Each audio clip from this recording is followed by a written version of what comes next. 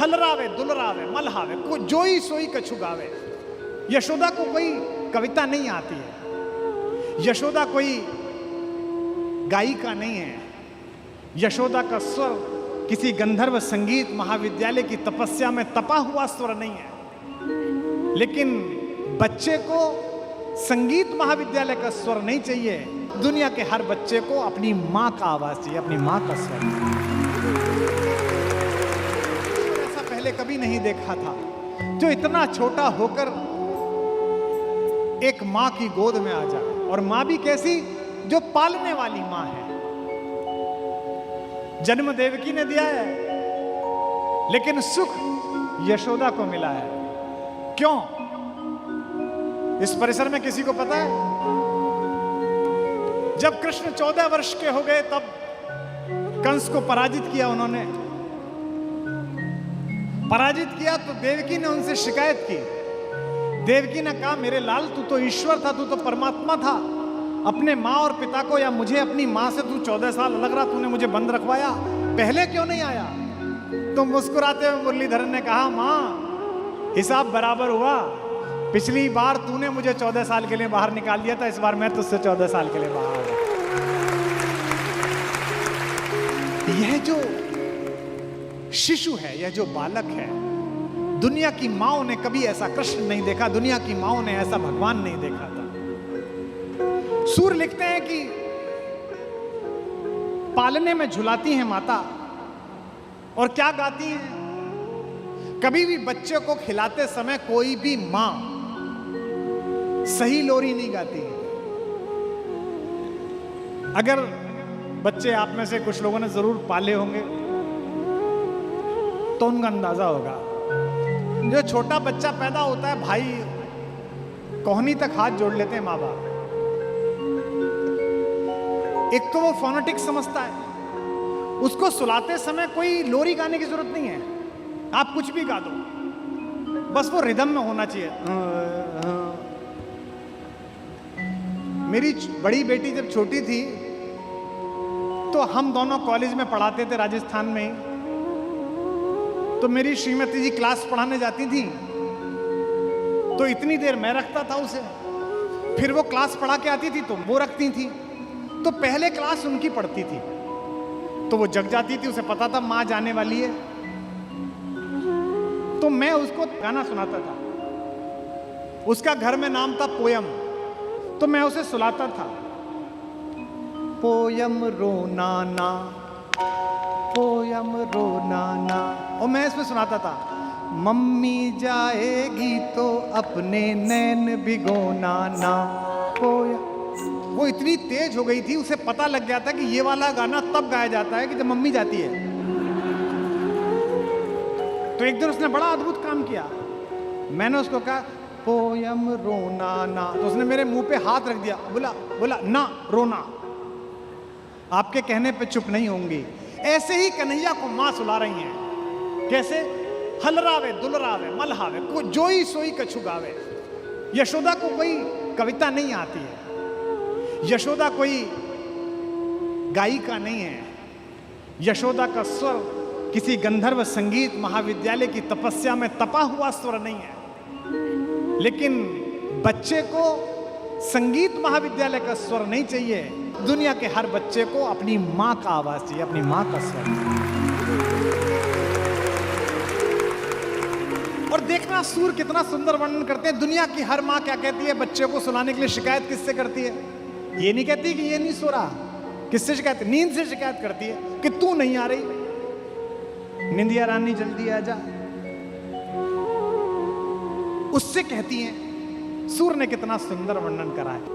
यशोदा हरि पालने झुलावे, सूरदास गाते हैं, यशोदा हरि पालने झुलावे, यशोदा हरि पालने झुलावे, यशोदा हरि पालने में झुलावे, यशोदा हरि पालने में झुलावे, हलरावे दुलरावे मनावे, हलरावे दुलरावे मनावे, जोई सोई कछु गावे यशोदा हरि पालने में झुलावे यशोदा हरि पालने में झुलावे। फिर क्या कहती है नींद से, मेरे लाल को आऊ निंदरिया, मेरे लाल को आओ निदरिया मेरे लाल को आओ निंदरिया, मेरे लाल को आओ निदरिया काहे न आन सुलावे जशोदा हरि पालने में झुलावे यशोदा हरि पालने में झुलावे।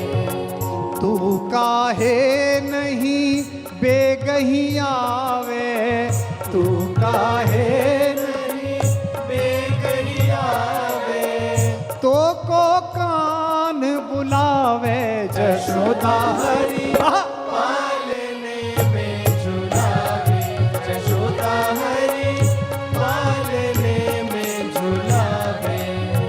सोवत जान मौन वे रही रहे, सोवत जान मौन है रही करी करी सैन बतावे जशोदा हरि पालने में झुलावे यशोदा हरि पालने में झुलावे।